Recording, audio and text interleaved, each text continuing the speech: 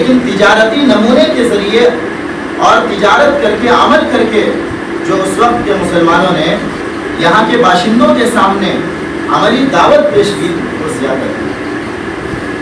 آج بھی اگر مسلمان تجارت میں حضرت رسول اکرم صلی اللہ تعالیٰ علیہ وآلہ وسلم کی ہدایات کو اور آپ صلی اللہ علیہ وسلم کی تعلیمات کو اپنی تجارت میں، اپنی لین دین میں، اپنے خرید و فروخت میں، اپنے کاروبار میں، اپنی ملازمت میں، اپنے پیشے میں داخل کر لیں تو یہ دوسروں کے اسلام میں داخل ہونے کا ذریعہ ہوگا، بلکہ خود ہم کو فائدہ ہوگا کہ ہمارے اندر جو یہ بے چینی پھیلی ہوئی ہے، پریشانیوں سے ہم گھرے ہوئے ہیں، تو اس کی ایک بڑی وجہ یہ ہے کہ تجارت کے تعلق سے، کاروبار کے تعلق سے رسول اکرم صلی اللہ تعالیٰ علیہ وآلہ وسلم کی جو تعلیمات ہیں ہم نے اس کو نظر انداز کر دیا ہے۔ اگر آج کا مسلمان تاجر، آج کا مسلمان بزنس مین، آج کا مسلمان پیشہ ور، آج کا مسلمان کاروباری حضور اکرم صلی اللہ تعالیٰ علیہ وآلہ وسلم کی تعلیمات کو اپنے اندر داخل کر لے تو یقین مانیے کہ اس کا سب کچھ پرامن بن جائے گا، یعنی زندگی امن سے، شانتی سے، خیر و برکت سے بھر جائے۔ آج لوگ کہتے ہیں کہ ہم اتنا کما لیتے ہیں، اتنی آمدنی ہمارے پاس آتی ہے، حصول معاش کے اور طلب روزگار کے ہمارے پاس اتنے ذرائع ہیں، گھر کے اتنے افراد کماتے ہیں، لیکن نتیجہ کیا ہے؟ نتیجہ صفر کے طرف۔ ایسا لگتا ہے کہ کوئی فائدہ نہیں، کہ انسان کمائے کم اور اس میں خیر و برکت معلوم ہو، اس کی ضروریات پوری ہو جائیں۔ آج ہم سب لوگ اس بات کو محسوس کرتے ہیں کہ کتنی کمائی آتی ہے، کمانے والے کتنے بڑھ گئے ہیں، لیکن ضروریات چھوٹی تو باقی ہے۔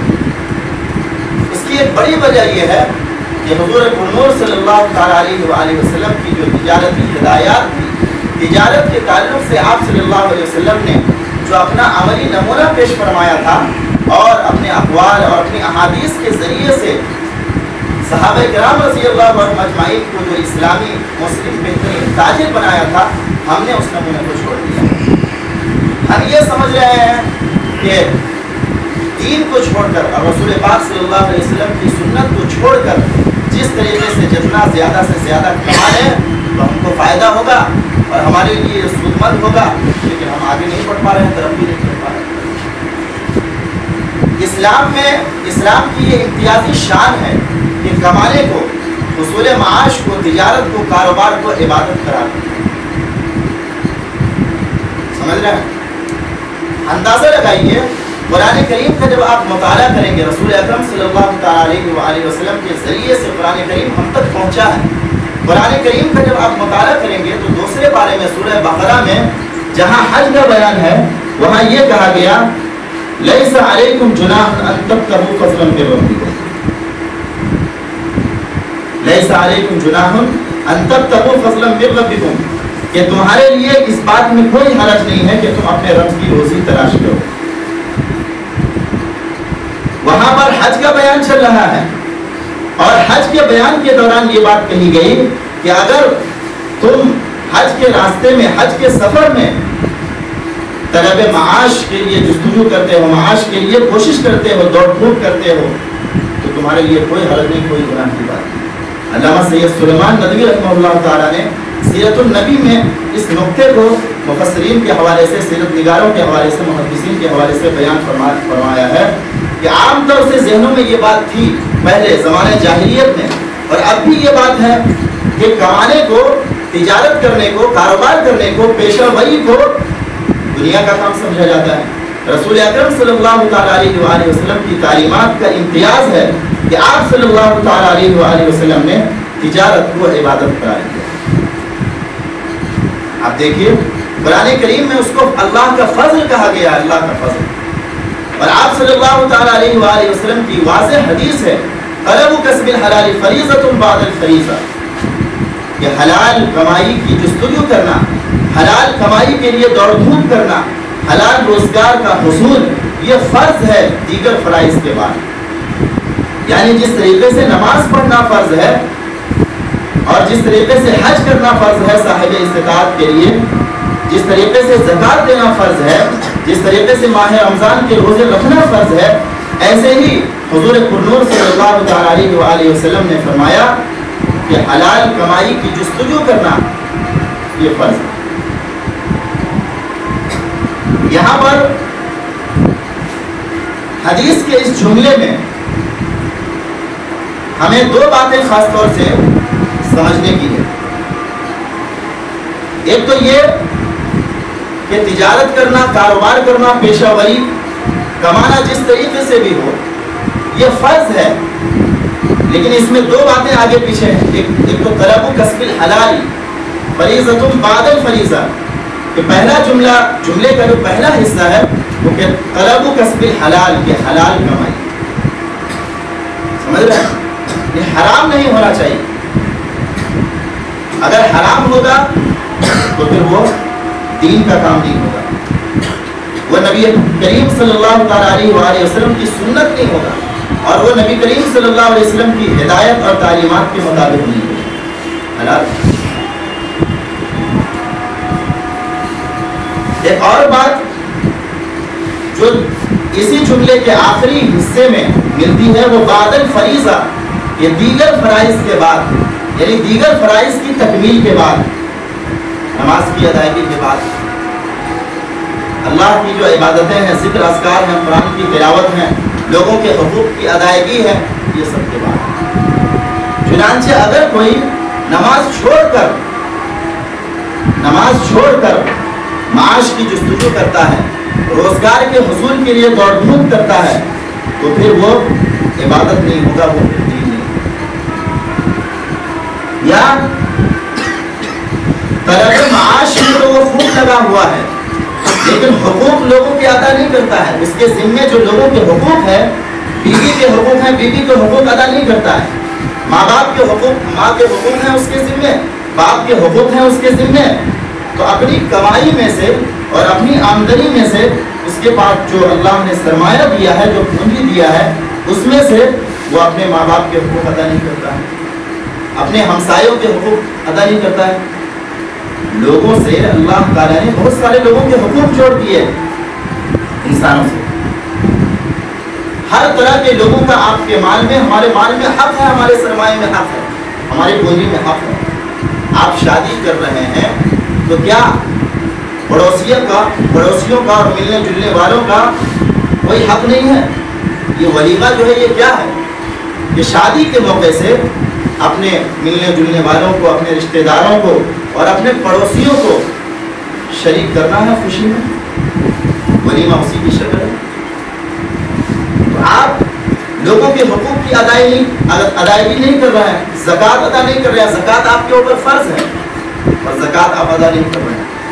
حج کی استطاعت آپ کو ہو چکی ہے، آپ اتنے صاحب حیثیت ہو چکے ہیں کہ آپ جا کر حج کر لیں اور حج کر کے واپس آ جائیں، لیکن اس کے باوجود آپ حج کو مؤخر کر رہے ہیں، تو اب کیا ہوگا کہ یہ کمانا جو ہے یہ فرض سے ہٹ جائے گا، دین سے ہٹ جائے گا، اور رسول پاک صلی اللہ تعالیٰ علیہ وآلہ وسلم کی سنت سے ہٹ جائے گا۔ تو رسول پاک صلی اللہ تعالیٰ علیہ وآلہ وسلم کی تعلیمات کی امتیازی شان یہ ہے کہ آپ نے کمانے کو، تجارت کو، کاروبار کو، پیشہ وری کو، سوداگری کو عبادت قرار دیا۔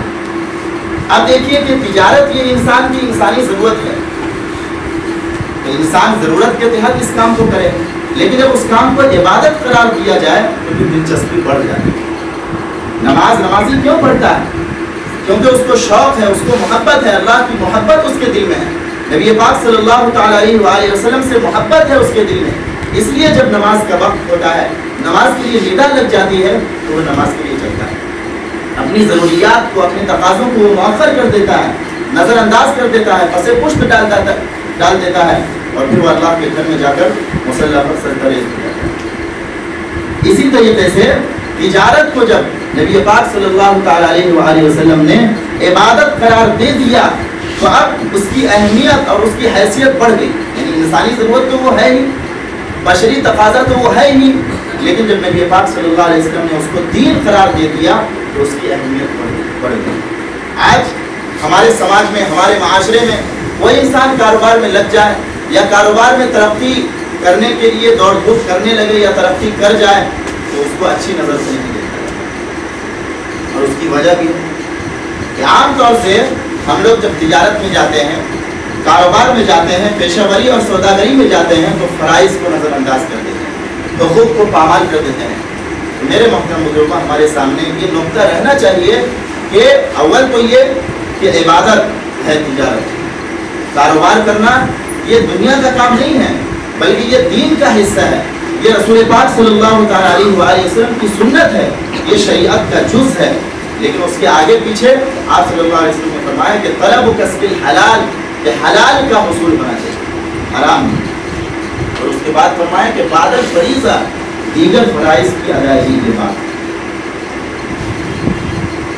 मेरे मोहतरम बुजुर्गों, दूसरी हिदायत जो रसूल पाक सल्लल्लाहु अलैहि वसल्लम की तालीमात में और आप सल्लल्लाहु अलैहि वसल्लम की हदीस में, आपके अक़वाल में मिलती है तिजारत के ताल्लुक़ से, वो कुरान की आयत, कुरान जो रसूल पाक सल्लल्लाहु अलैहि वसल्लम के ज़रिए हम तक पहुँचा है कि ये तसव्वुर कि अल्लाहु यर्ज़ुक़ु मन यशाअ व यक़दिर, ये रोज़ी अल्लाह के हाथ में।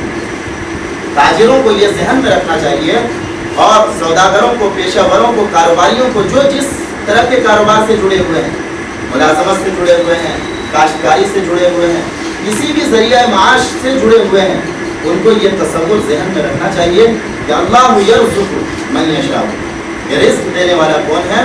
अल्लाह। रिज़्क़ की चाबी और रिज़्क़ का ख़जाना किसके पास है? वो अल्लाह के पास है। आप कहीं कोई चीज़ बट रही हो, कहीं कोई चीज़ तकसीम हो रही हो, तो आप क्या उससे ताल्लुक़ के बगैर वो चीज़ हासिल कर सकते हैं? नहनु क़समना बैनहुम मईशतहुम फ़िल हयातिद दुनिया, अल्लाह रब्बुल इज़्ज़त फरमाते हैं 25वें पारे में है कि नहनु क़समना बैनहुम मईशतहुम फ़िल हयातिद दुनिया, कि हमने उनकी माईशत को, उनके रोज़गार को दुनिया की ज़िंदगी में तकसीम कर दिया। तो बंटवारा रिज़्क़ का कौन कर, ये किसके ज़िम्मे है? अल्लाह के ज़िम्मे। हम मुसलमानों का क्या हाल है? अल्लाह से कितना ताल्लुक़, या अल्लाह को मनाने के लिए, या अल्लाह की रहमत को मुतवज्जे करने के लिए, अल्लाह की मदद को मुतवज्जे करने के लिए, जहाँ से रिज़्क़ तकसीम होता है, जहाँ रिज़्क़ का ख़जाना है, या जहाँ रिज़्क़ की कुंजी है, चाबी है, वो चाबी लेने के लिए या वो गेट खोलने के लिए हम क्या करते हैं? इसलिए हमें ये अक़ीदा और ये तसव्वुर ज़हन में रहना चाहिए, अल्लाह यर्ज़ुक़ु मन यशाअ, कि अल्लाह जिसे चाहे उसे रोज़ी व यक़दिर, और जिसे चाहे तंग कर दो। रोज़ी अल्लाह ही देता है, ज़्यादा भी और कम भी। और इन्नल्लाह यर्ज़ुक़ु मन यशाअ बिग़ैरि हिसाब, कि जिसको चाहे अल्लाह बेहिसाब रोज़ी देता है। तो हमारे ज़हनों में ये तसव्वुर होना चाहिए कि रिज़्क़ की जिम्मेदारी, रोज़ी का देना, ये अल्लाह के ज़िम्मे है। वअमुर अहलका बिस्सलाति वस्तबिर अलैहा ला नस्अलुका रिज़्क़ा नहनु नरज़ुक़ुक, कि अल्लाह ताला ने सूरह ताहा में आप सल्लल्लाहु अलैहि वसल्लम से बराह रास्त मुखातब होकर फरमाया कि वअमुर अहलका बिस्सलाति वस्तबिर अलैहा, कि आप अपने अहल को, अपने घर वालों को नमाज का हुक्म कीजिए, वस्तबिर अलैहा, और आप खुद भी उस पर जमे हुए रहिए, कायम रहिए। ला नस्अलुका रिज़्क़ा, हम आपसे रोज़ी नहीं चाहते हैं, नहनु नरज़ुक़ुक, की रोज़ी तो हम देते हैं। इन्नल्लाह हुवा रज़्ज़ाक़ु ज़ुल क़ुव्वतिल मतीन, कि रोज़ी देने वाला कौन है? अल्लाह। ये दूसरी तालीम जो बतलाई गई, दूसरी हिदायत रसूल पाक सल्लल्लाहु अलैहि वसल्लम के ज़रिए से हमें जो मिली है, हमको बुनियादी तौर पर ज़हन में रखनी है। अल्लाह से हमारा ताल्लुक़ टूटा तो रिज़्क़ के मामले में हम पीछे हो गए, या तो कारोबार में हम पीछे हैं, या कारोबार में अगर आगे बढ़े भी हुए हैं तो उस कारोबार से हमको, हमारे बाल बच्चों को, हमारे घर वालों को कोई फ़ायदा नहीं हो रहा है, हमारी ज़रूरियात पूरी नहीं हो रही, खैर बरकत हमारी ज़िंदगी में नज़र नहीं आ रही है। वजह उसकी यह है कि रिज़्क़ जहाँ से तकसीम होता है, रिज़्क़ का ख़जाना जिसके पास है और रिज़्क़ की चाबी जिसके पास है, हम उसको नाराज़ किए हुए हैं। तीसरी हिदायत जो हुज़ूर पुरनूर सल्लल्लाहु अलैहि वसल्लम की तालीमात में हमें मिलती है, तिजारत के ताल्लुक़ से, ताजिरों के ताल्लुक़ से, और हम ताजिरों को जो चीज़ अपने अंदर पैदा करनी चाहिए वो है सच्चाई। دوران تجارت، دوران کاروبار ہم معاش کے جس ذریعے سے جڑے ہوئے ہوں، جس شعبے سے جڑے ہوئے ہوں، وہاں سچائی، ڈاکٹری کا ذریعہ ہے ہمارا، وکالت کا ذریعہ ہے ہمارا، انجینئرنگ کا ذریعہ ہے ہمارا، کوئی بھی ذریعہ ہے ہمارا، سچائی، خاص طور سے جھوٹی قسم کھانے سے پرہیز۔ حضور اکرم صلی اللہ تعالیٰ علیہ وآلہ وسلم نے فرمایا کہ جھوٹی قسم کھانے سے بچو۔ کیوں؟ اس لیے کہ اس سے ایسا تو معلوم ہوتا ہے کہ مال بڑھ رہا ہے لیکن خیر و برکت ختم ہو جائے۔ آپ صلی اللہ علیہ وسلم نے فرمایا کہ خیر و برکت ختم ہو جاتی ہے۔ اس لیے جو لوگ تجارت سے جڑے ہوئے ہیں اور تجارت کے جس شعبے سے جڑے ہوئے ہیں ان کو بنیادی طور پر اپنے اندر جو چیز لانی چاہیے، رسول پاک صلی اللہ تعالیٰ علیہ وآلہ وسلم کی تعلیمات میں ہمیں جو چیز ملتی ہے وہ یہ کہ سچائی اپنے اندر اختیار ہے۔ چوتھی چیز جو حضور اکرم صلی اللہ تعالیٰ علیہ وآلہ وسلم کی تعلیمات میں ہمیں ملتی ہے وہ ہے امانت داری۔ امانت داری، ایمانداری اس کو کہہ لیجیے۔ ہم لوگ امانت داری کو ایمانداری کے لفظ میں بولتے ہیں، ایماندار، کہ اگر کوئی کسی کو کچھ ادھر سے ادھر غلط طرح دے دیا سامان وغیرہ، اس کو بولتے ہیں کہ یہ بے ایمان۔ اسی کو ہماری شریعت کے اصطلاح میں امانت پر دیانت کہتے ہیں، امانت داری، دیانت داری۔ امانت داری کا خیال رکھیں، یعنی کوئی سامان 10 روپے کا ہے، 10 روپے کا مارکیٹ میں بک رہا ہے، ہم نے اس کو جو ہے 15 روپے میں بیچ دیا۔ 15 روپے میں بک رہا ہے، اس کو جو ہے 20 روپے میں بیچ دیا۔ تو اس لیے خراب مال بیچنے سے پرہیز کرنا، اور دوسری یہ کہ جو ہمارا نفع، یہ نہیں کہ بغیر نفع کے ہم بیچیں، شریعت یہ نہیں کہتی کہ بغیر نفع کے ہم بیچیں، لیکن نفع کی حد ہے، نفع کی فائدہ لینے کی حد ہے کہ جو مارکیٹ میں جو ریٹ چل رہا ہے اس کے حساب، بلکہ ہماری کوشش یہ ہونی چاہیے کہ ہم ریٹ کم رکھیں تاکہ لوگ ہمارے اخلاق سے، ابھی اخلاق کے بارے میں ہم نے سنا نا کہ تجارت میں ہمارے اخلاق سے لوگ متاثر ہوں، ہمارے پاس لوگ زیادہ سے زیادہ ہے۔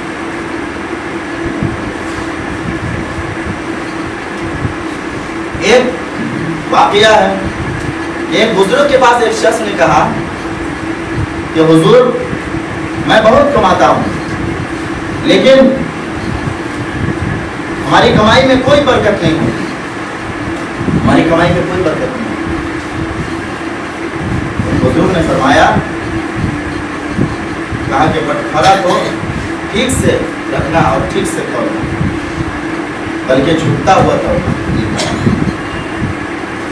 بزرگ کی اس ہدایت پر اس کاروباری نے عمل کرنا شروع کیا، اس کی تجارت میں برکت شروع ہو گئی، بہت مال بڑھ گیا، اتنا مال بڑھ گیا کہ بٹخرا اس نے سونے کا رکھا۔